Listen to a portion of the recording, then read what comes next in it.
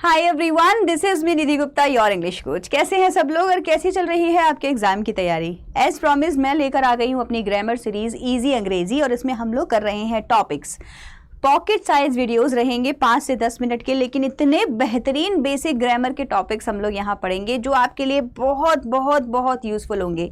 ये टॉपिक्स कुछ ordinary topics नहीं है बच्चों, मैं आई और आपको ग्रामर पढ़ाने लगी, नहीं, ये स्कोरिंग टॉपिक्स हैं। स्कोरिंग टॉपिक्स का मतलब हो गया कि चाहे आपका बोर्ड एग्जाम हो, चाहे आप किसी कंपेटिटिव एग्जाम की तैयारी कर रहे हो या आप कोई भी नॉर्मल एग्जाम भी देने जा रहे हो, इन टॉपिक से रिलेटेड क्वेश्चंस आते ही आते हैं। जैसे कि हम लोग बोर्ड एग्जाम की अगर बात करें तो बोर्ड एग्जाम में एक टॉपिक आता है एरर डिटेक्शन एंड करेक्शन का। आपको एरर ढूंढनी है और करेक्शन करना है। वहां पर कई बार व्हाइल और व्हेन वाले कंजक्शन के क्वेश्चंस आ चुके हैं। क्वेश्चंस कैसे आते हैं वो भी बताऊंगी आपको, लेकिन उससे पहले आप लोग मुझे बताइए व्हाइल एंड व्हेन दोनों ही कौन सी पार्ट्स ऑफ स्पीच है। सब लोग मुझे चैट सेक्शन में आंसर करेंगे, मैं तो बताऊंगी, आपको भी बताना है। बताइए कौन सी पार्ट्स ऑफ स्पीच हैं? तो ये दोनों ही क्या हैं? कंजक्शंस होते हैं बच्चों, चाहे व्हाइल हो चाहे व्हेन हो। व्हेन मैंने आपको बता रखा है क्वेश्चन वर्ड वाले जितने भी कंजक्शंस हैं सब कॉम्प्लेक्स कंजक्शंस में आते हैं, तो दोनों ही क्या है? कॉम्प्लेक्स कंजक्शन है। Video simple complex compound conjunctions के ऊपर, सिंपल कॉम्प्लेक्स कंपाउंड सेंटेंसेस के ऊपर ऑलरेडी आपके पास में आ चुकी है, उसको भी देखिएगा, इसी सीरीज का पार्ट है। ये बेसिक ग्रामर होती है बच्चों, और अगर हमने ये बेस क्लियर नहीं किया ना तो इसके ऊपर की ग्रामर हम हमेशा कंफ्यूजन में निकाल देंगे, समझ ही नहीं पाएंगे। तो बेसिक हमको क्लियर करना ही करना है। ऑल डन, चलिए तो आगे शुरू करते हैं। पढ़ने वाले हैं use of while and when. तो पेपर में किस तरीके का क्वेश्चन आता है? टेंस बेस्ड क्वेश्चन पेपर में अगर आएगा तो यहीं से आएगा। गैप फिलिंग क्वेश्चन आएगा तो भी यही पूछा जाएगा। कंजक्शन बेस्ड क्वेश्चन आएगा तो भी यही पूछा जाएगा। एमसीक्यू एरर एडिटिंग का क्वेश्चन आएगा तो भी यही पूछा जाएगा। तो ये टॉपिक आज हम क्लियर कर लेते हैं। तो कब करना है व्हेन एंड व्हाइल का यूज? आइए शुरू करते हैं। ग्रामर में जब भी हम दो टास्क एक साथ कर रहे होते हैं तो उसके लिए एक वर्ड यूज होता है, हम बोलते हैं साइमल्टेनियसली। क्या बोलते हैं?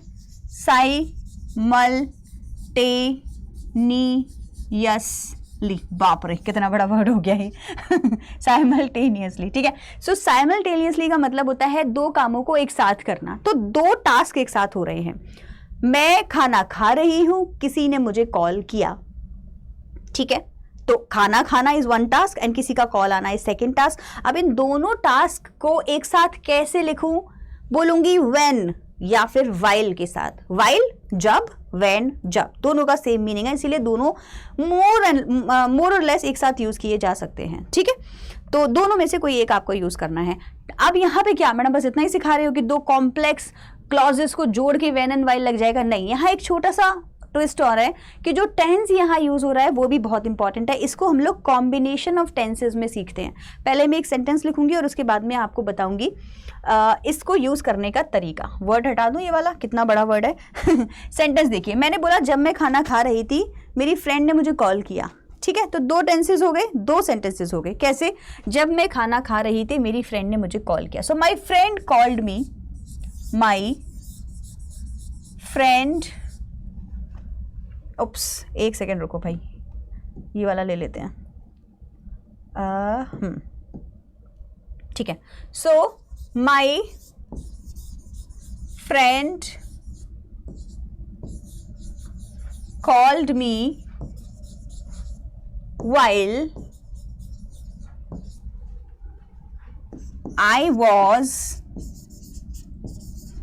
eating food, burger, pizza, whatever you want to say. आप देखो सेंटेंस को समझने की कोशिश करेंगे।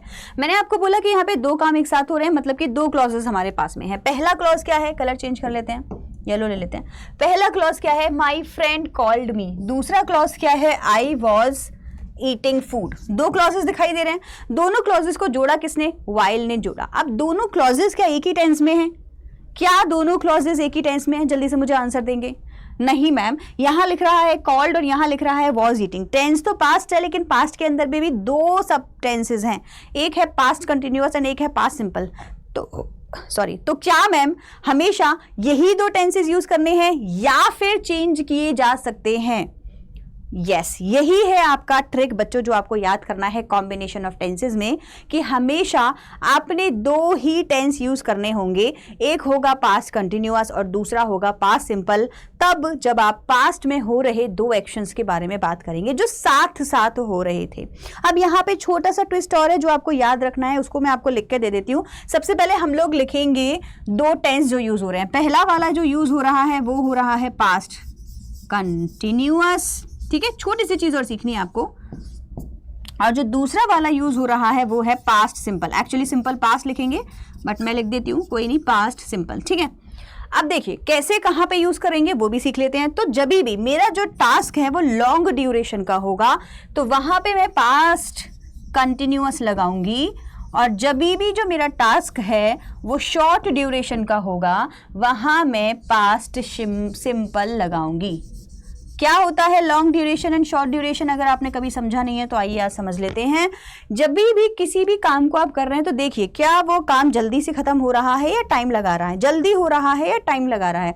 फॉर एग्जाम्पल मेरा खाना खाना, कितने लोग कम से कम 5 मिनट तो खाने में लगाएंगे। ऐसे कोई काम हो जाए ना वो शॉर्ट ड्यूरेशन का होता है। जैसे कि फोन आना, ट्रिंग ट्रिंग फोन आ गया, राइट लेकिन खाना खाना ऐसे खत्म नहीं होता, खाना बनाना ऐसे खत्म नहीं होता, न्यूज़पेपर पढ़ना ऐसे नहीं होता, होमवर्क करना ऐसे नहीं होता।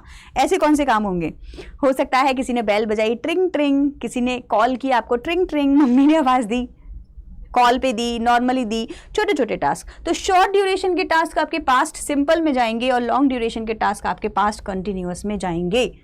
तो अब यहाँ पे क्वेश्चन क्या बना मैम? देखो ऐसा क्वेश्चन बनता है, मान लीजिए क्वेश्चन तो आपके सामने सेम है बट ये मैंने आपको दे दिया फिल इन द ब्लैंक, है ना, गैप फिलिंग का क्वेश्चन है।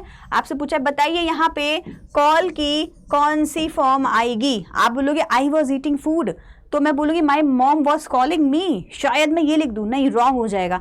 मेरे को ध्यान रखना है कि दो कॉम्बिनेशन बनेंगे इसमें, past continuous and past simple का। तो अगर मेरा पास्ट कंटिन्यूअस ऑलरेडी लिखा हुआ है वॉज कुकिंग, वॉज ईटिंग, तो दूसरा वाला जो मेरा फिल इन द ब्लैंक होगा वो किस में होगा? पास्ट सिंपल में होगा। मैं सीधा सीधा बोल दूंगी कॉल्ड। अगर ये लिखा था और ये फिल इन द ब्लैंक में होगा तो मैं लिख दूंगी वॉज ईटिंग।